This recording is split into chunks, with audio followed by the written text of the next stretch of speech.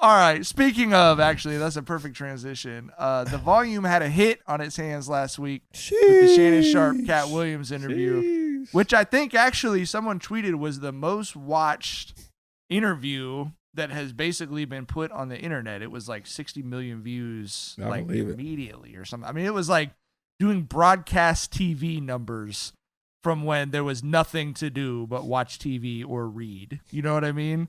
So I just open-ended. I don't have any like prompts or anything. I'm just curious for, I know you guys both listened to it, watched it. I'm curious for your guys' thoughts on the interview.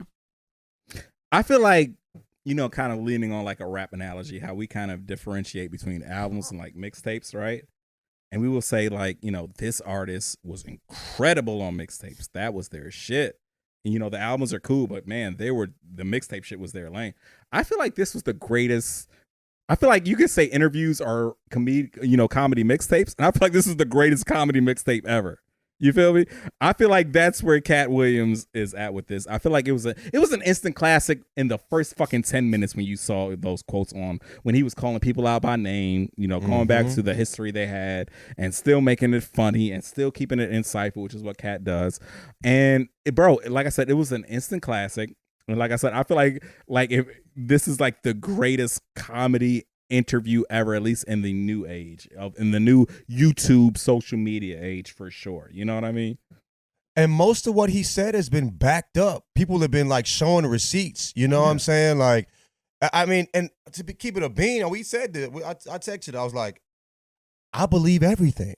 And the Tyler, you said everything. Like, you know what I mean? Like, the way he was talking, also, like, Katt takes this, and comedians in general, like good comedians, a good comedian, nobody takes their job more serious than a good comedian. You see a brain surgeon, you know what I'm saying, that is saving lives, and they don't take their job more serious than what a good comedian does. You know what I mean? It's extremely important what they do. Their IP is everything to them, and if you playing with that, they do not fuck with you. And the people that is solid like that, he showed love. You know, he talked about the real ones, and he called out the ones he thought was on some bullshit. And actually, you know, y'all remember I played golf with Katt. Katt pulled up with a cigarette in his mouth, a do-rag on, and this is a private course that costs $250,000 just to pay the buy-in, to pay like $4,000 a month on top of that to play there. Like, you know, he pulled up his whole self. You feel what I'm saying? You Crazy. Got that, John? Nigga. We just talked about this 2 pods ago, bro. I don't even wear the rollie because I don't want a lot of nobody. Really. Ain't no way, dog. But no. You invited Katt. Katt was your guest. Nah, somebody invited me who has way more money than I do, and said Katt was gonna be there. And Katt pulled up being Katt. You know what I mean? But like he talked about why he loved golf is because you can't be a scoundrel. And like you like if you're a scoundrel playing, that's the word he used. It's the word he used. Of course it is. That's such a good quote. I would not come up with that word. That's a Katt Williams word. He was like, you know, you can be a scoundrel, but it doesn't benefit you at all. You know what I mean? Like, so like, yeah, but like I believe everything, bro. And I mean, I don't know, man. Like, it's cool to see that what he said. People were like arguing over it. There's been receipts. They're showing like what he said. And then they're showing it compared to certain things like the said and Steve Harvey did and all that shit back to back. Bro, I mean. Yeah. So we can say it was funny, but we can't call him a liar. You know what I mean? We can say he riles some niggas up, but we can't say he lied about it. There's no doubt he did that. I've never seen off a podcast interview how many people filmed staring at their camera like responses to the interview. I mean, it was like, yeah. I sent 4 clips. I sent 4 clips over. I've never sent 4 clips over of anything. You know what I'm saying? No, like you don't send us like 4 clips of your daughter that we actually like. That's what we want you to do. I'm like, it takes you 2 months to do that. Right, yeah. Right. I'm like, look at this. Yeah. Oh, look at this too, and this. Like, it was a hell of an interview. And what's crazy is Shannon didn't have to do a bunch. Katt came, did his research, and was ready to. You know what I'm saying? Katt came to vent and get some shit off his chest. He was not there to necessarily, you know, have a conversation and have his thoughts prior into. He came there to say what the fuck he's been wanting to say, right? Yeah. Which is why I don't understand the people saying, "Oh, well, what?" No, Shannon did a great job. Sometimes you got to step back and goddamn just pass the ball to motherfucking Klay Thomas when he's about to have when he's sometimes on his fucking 37-point quarter, sometimes right? got to be Eric Snow. Sometimes got to be AI. You know, it depends on the situation.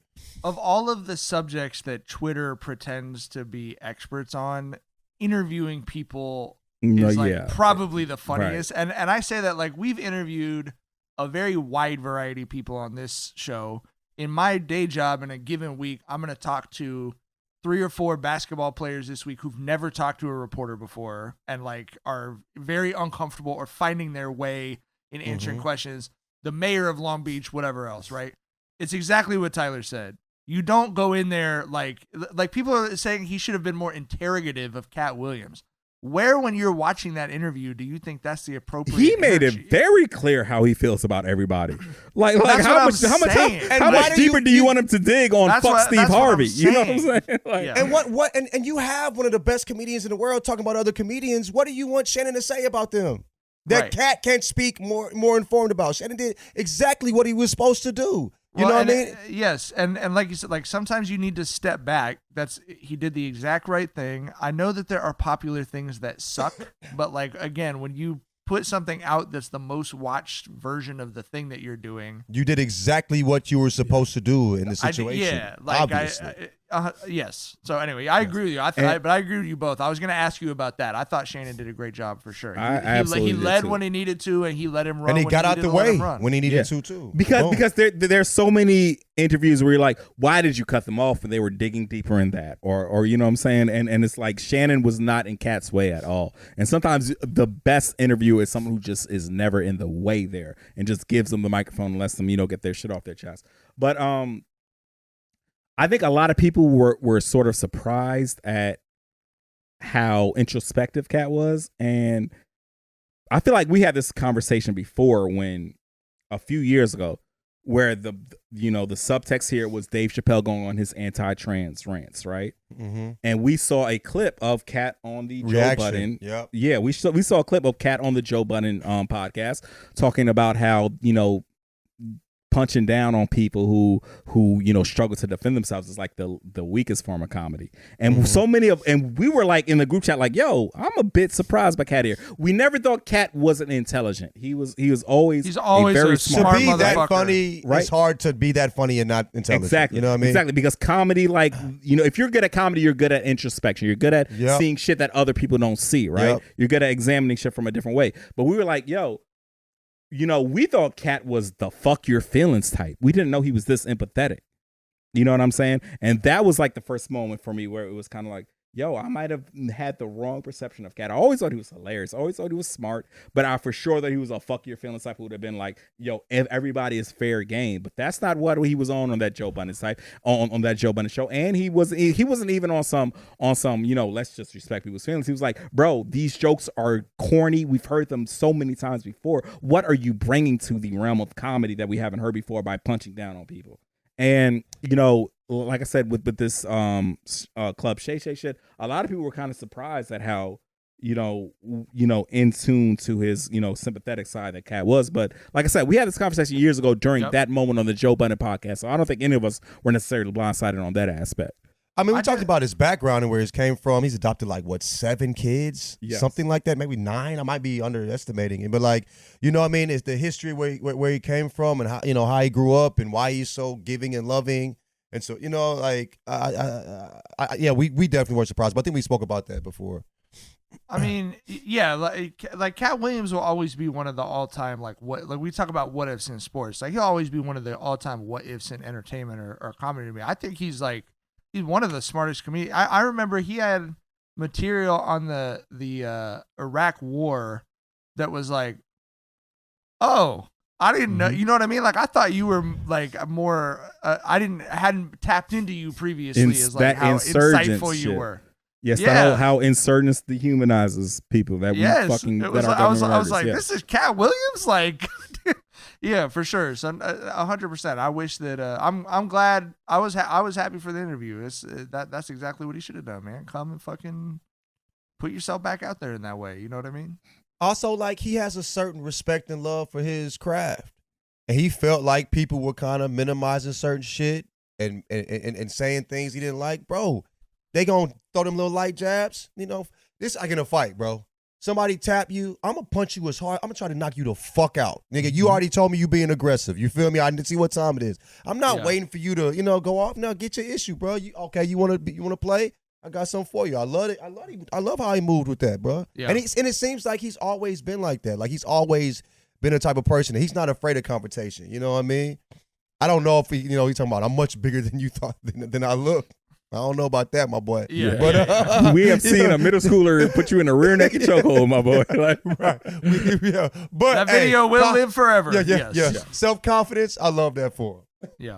College football fans, the championship is here, and DraftKings Sportsbook is making sure you can throw down on the epic showdown for a shot at big bucks. New customers can score $150 instantly in bonus bets for betting $5 on the championship game. No SEC schools in the championship is wild, but it should be a fun one. On DraftKings right now, Michigan is a 4.5-point favorite, and the over-under is set at 55.5. Download the app now and use code Jenkins, Jenkins. New customers can score $150 instantly in bonus bets for betting just $5 on college football. Only on DraftKings Sportsbook with code Jenkins. The crown is yours.